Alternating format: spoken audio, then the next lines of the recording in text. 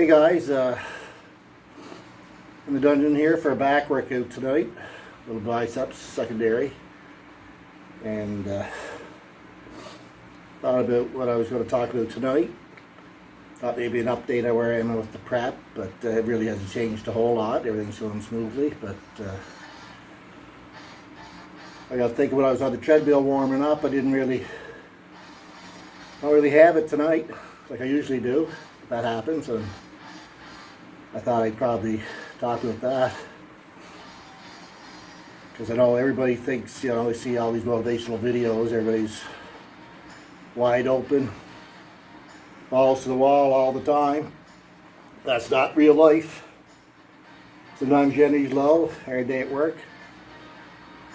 So I got thinking about, I remember years ago, I always used to watch baseball a lot. I kind of fell out of it, but the guy was explaining, I think it was Roy Halladay, one of my favorite pitchers to watch, how even the best pitchers, the Cy Young Award winners, guys who win 20 games, it'll maybe 30 or 40 starts where they have it over a year that they only really have the best stuff, you know, half a dozen or a dozen to a dozen times over the year. And the best guys, then they rely on their mechanics, their routine to get through them. So, same thing with this. You don't always feel 100%, you know, you might have a little nagging, don't feel right, didn't get enough sleep, overworked. That's when you still go, you still grind it out. You rely on your mechanics, on your routine to get through it, and that's what we're going to do here tonight. I'm going to rely on my routine and my mechanics. I'm going to try to get a good back workout in.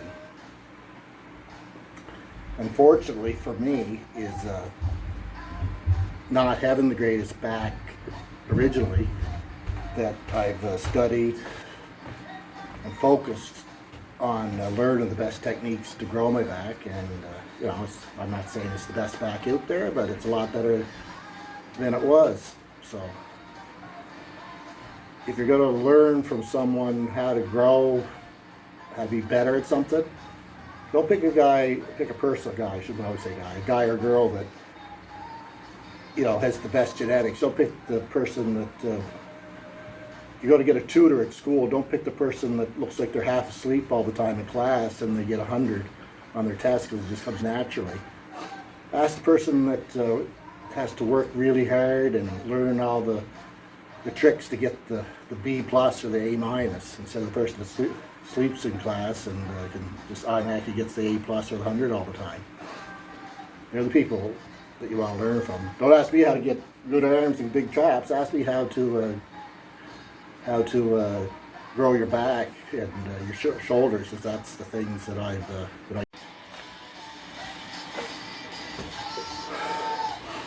If you have a weak body part, that's the one that you really got to concentrate on and try to really focus on being strict with and knowing the tricks. And what I've learned mostly about trying to target your lats. This took a long time. I just learned this over the last few years, that you just really got to use your elbows. That's what you're driving with. When you're pulling down, you don't use your arms, your biceps. Just use your hands as hooks and then drive down with the elbows. Try to target those, target your lats, and don't worry about going extra wide. I've learned that. That's my own little philosophy. I used to think you have to go wide to target your lats, get wider. But when you get thinking about it, when something grows, whether it's a tree or your bicep or a person, you don't go one-dimensionally. If you target your lat, you know, all you target your lat, it's going to grow thicker and it's going to grow bigger in every way. So just do shoulder width and try to drive your elbows back. Keep your shoulder, stir them up when you're doing this, and target those lats, and you'll automatically get a little bit wider, a little bit thicker as your whole lat grows. The late great mountain dog, John Meadows, he says he believes this particular exercise put more tissue on his lats than anything else he did, and he's another guy that he says didn't have a particularly blessed with a particularly strong back, and by the end of it, you know, get a pro back. So keep your form strict. Use your lat. Keep your shoulder back. Try to keep your torso in one position. Like say, when you're working on what you might call a weaker body part, to really isolate and grow that muscle, you got to do things strict with a little bit lighter weight. You know, stronger body parts, you might be able to get a little bit looser and get away with it, but for me, I try to do back really strict, shoulders really strict, and try to target those muscles. I always use wraps, especially when you're holding on to the bigger end of the bar with this. So you want your grip to give out before your strength does.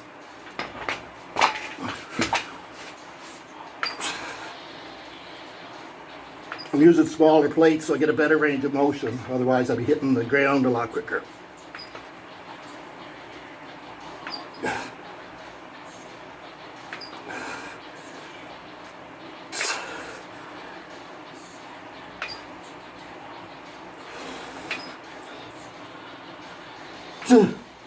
Just like every other back exercise, driving back with your elbow.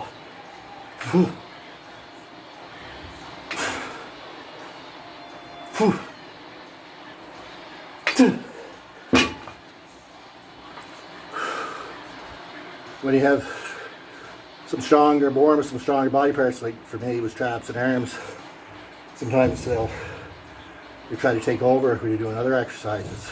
So that's why you have to really isolate, not go real heavy, so you can target those muscles.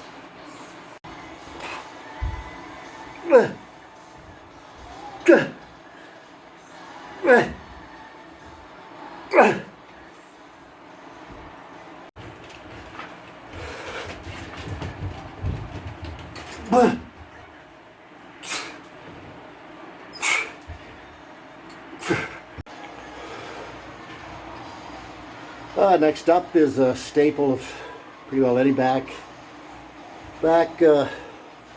routine is the bent over row.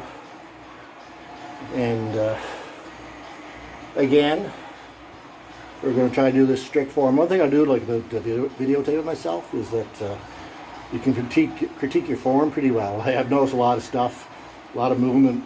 I got a lot of extra movement I'd like to tame down a bit there. And I noticed when I was doing the medals rows, you know, I was engaging a bit of my shoulder and trap, so I'll work on that. It felt good when I was doing it, but you know, when you videotape yourself, you can critique that stuff. So same thing here. I'm going to go like just comfortable stance, not extra wide with my feet, just something so I got a good balance. Little shoulder width for my grip width, and I'm going to use an overhand because I feel like I use my arms too much underhand, and we're going to bang out some rows. Not real heavy weight. Sorry to disappoint everybody. Everybody knows me as hardcore, but I'm not hardcore because I use a lot of heavy weight. I consider myself hardcore because I'm trained pretty intense and don't miss much time and stay consistent. Too old for that heavy weight.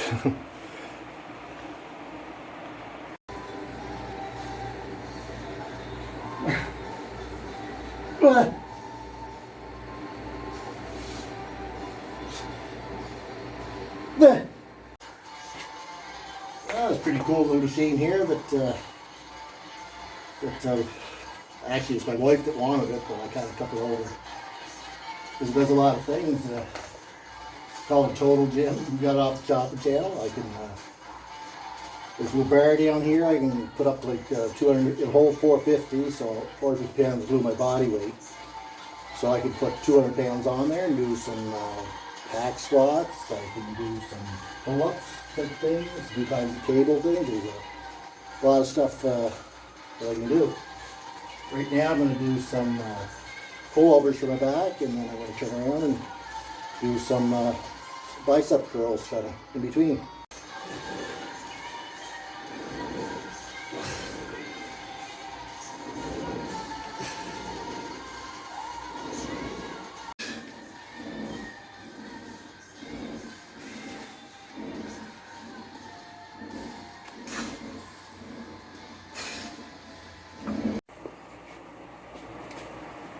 Well, that's my back worked out, and you know, I don't want to be one-dimensional and have all this stuff just about bodybuilding the back workout. Like, you know, apply everything you do down here applies to life as well. So, you know, the two things I remember about this little YouTube video tonight, I'd like you to take with you is, one is nobody feels 100% all the time at work, at school, lifting weights, doesn't matter what it is. Sometimes you just got to rely on your knowledge, on your experiences, and grind it out. And at the end of the day, if you can grind it out, you're going to feel a lot more accomplished, a lot more fulfilled. The other thing I'd like for you to remember is you're trying to learn from someone or about something that you're interested in. Don't always go to the person with the biggest muscles or the biggest brain or the most genetically gifted. Go to the person that had to work the hardest for what they've got.